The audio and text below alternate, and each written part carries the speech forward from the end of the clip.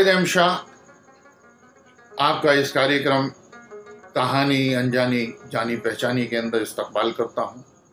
आज की हमारी कहानी है मुल्ला नसरुद्दीन की ज़िंदगी के ऊपर। उन्हीं के किस्सों में से एक किस्सा मैं आपको सुनाने जा रहा हूँ।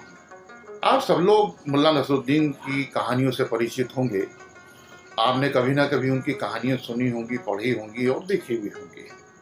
और किस्सा यूँ है कि एक बार मुल्ला नसरुद्दीन बुखारा के किसी शहर के सफर पर निकला अपने प्यारे गधे के साथ। गधा और मुल्ला नसरुद्दीन चले जा रहे थे कि रास्ते के अंदर शाम का वक्त हो गया। जिस शहर से वो गुजर रहे थे उस शहर के अंदर उन्होंने सोचा कि क्यों ना रात में क़याम यहीं कर लिया जाए। और ये ख्याल आते ही उसे ख्याल आया कि इस शहर के अंदर मेरा एक दोस्त रहता है नजीर, क्यों ना रात उसी के यहाँ काट ली जाए। तो मुल्ला नसरुद्दीन अपने प्यारे गधे को लेकर के नजीर के यहाँ पहुंच गया। नजीर के दरवाजे पे उसने खड़े होकर आवाज लगाई कि भाई नजीर, भाई नजीर। तो नजीर जो है उस वक्त छत के ऊपर बैठा हुआ था। उसने नीचे झांक करके देखा तो उसे गधे की दुम नजर आई और उस गधे की दुम को देखते ही वो समझ गया कि यो हो ना हो मुल्ला नसरुद्दीन ही है। उसने आवाज लगाई कि मुल्ला नसरुद्दीन छत पर चले आओ, मैं छत पर बैठा हूं। मुल्ला नसरुद्दीन ने अपने गधे को नीचे छोड़ करके सीढ़ियों के रास्ते छत पर जाकर के पहुंच गए। जब वो छत पर पहुंचे तो छत पर ठंडी ठंडी हवा चल रही थी। बड़ा ही खुशगवार मौसम था। उसकी छत से जो नजारे नजर आ रहे थे वो बड़े ही दिलकश नजारे थे। सामने पहाड़ था, पहाड़ के पीछे सूरज डूब रहा था और हरे हरे पेड़ थे जो लहलहा रहे थे। ये पूरा नजारा देख करके मुल्ला नसरुद्दीन का दिल बाग बाग हो गया।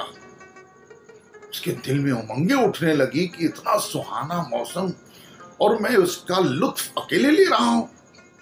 इसका लुत्फ तो मेरे प्यारे गधे को भी लेना चाहिए। वो अपने दोस्त नजीर को छत पर छोड़ करके बहुत तेजी से सीढ़ियों से नीचे उतरा और सामने अपने गधे के जाके खड़ा हो गया। गधा जो था बड़ा उदास खड़ा था, गर्दन लटकाए हुए, सर झुकाए हुए। अब मुल्ला नसरुद्दीन ने उससे कहा कि यहाँ तू उदास खड़ा है, गर्दन लटकाए हुए, अबे क्या तेरी गधी भाग गई है? यहाँ पर मातम बना रहा है। अबे छत के ऊपर चल के देख, क्या नजारे हैं, क्या मौसम है। तब गधे ने जो है अपनी ऐसे ऐसे गर्दन हिलाई। मुल्ला नसरुद्दीन की ये बात समझ में नहीं आई कि यार ये मुझे जो है हाँ कह रहा है या ना कह रहा है। लेकिन मुल्ला नसरुद्दीन ने ठान लिया था कि आज इसको मैं छत पर चढ़ा के ही मानूंगा और ये हसीन नजारे दिखा के ही मानूंगा।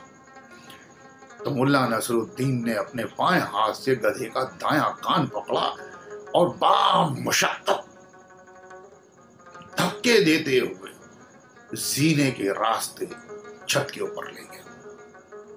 अब छत के ऊपर जाकर के गधा जो था एक कोने के अंदर अपने खुर से छत की मिट्टी को खोदने लगा।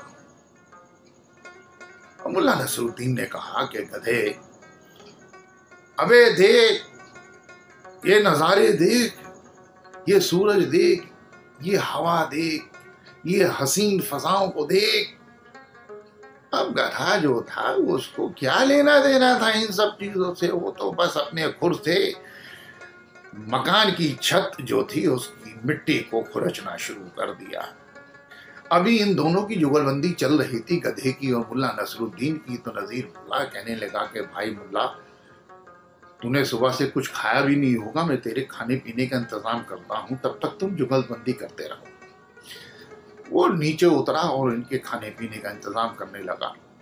बहरहाल उसने मुल्ला नसरुद्दीन ने बहुत समझाया, बहुत बनाया और उसको ये कोशिश की, उसे ये एहसास कराने की कोशिश की कि मैं इतनी मुश्किल से तुझे ऊपर चढ़ा करके लाया हूं, ये हसीन नज़ारे दिखाने लाया हूं और तू जो है अपने खुर से मिट्टी खोद रहा है, कर रहा है ना वही गधों वाली हरकतें। गधे ने फिर ऐसे करके गर्दन ऊपर उठाई और अपने बड़े बड़े दांत निकाल करके ऐसे उसकी तरफ करा। मुल्ला समझ गया कि ये गधा है इस गधे को समझाने का कोई फायदा नहीं है। अभी इन दोनों की बातचीत चली रही थी कि नीचे से आवाज नजीर ने लगाई कि मुल्ला नीचे आ जाओ, नाश्ता ले आया हूं, नाश्ता कर लो। मुल्ला आकर के नीचे नाश्ता करने लगा। ऊपर छत के ऊपर जो चढ़ा हुआ गधा था वो अपने खुर से मिट्टी खोदने लगा। तो ये छत के ऊपर ठक ठक की जब आवाज आनी शुरू हुई तो मुल्ला नसरुद्दीन और वो जो उसका दोस्त था नजीर, वो दोनों बड़े चिंतित हो गए। उन्होंने कहा यार ये खटखट की आवाज, ठक ठक की आवाज, ऐसा लग रहा है कि जैसे कोई छत को तोड़ रहा है। तो इन दोनों ने मिल करके ऊपर जाकर के देखा तो गधे ने छत को तहस नहस कर दिया था, जगह जगह की मिट्टी उखाड़ दी थी। अब इन दोनों ने मिल करके सोचा कि क्यों ना इसको नीचे उतारा जाए। अब गधे को नीचे उतारना चाहने से भी ज्यादा मुश्किल काम था। यह भी डर था कि कहीं गधे को उतारते हुए गधे को चोट लग जाए, कहीं ऐसा ना हो कि मुल्ला नसरुद्दीन को चोट लग जाए, कहीं ऐसा ना हो कि नजीर को चोट लग जाए।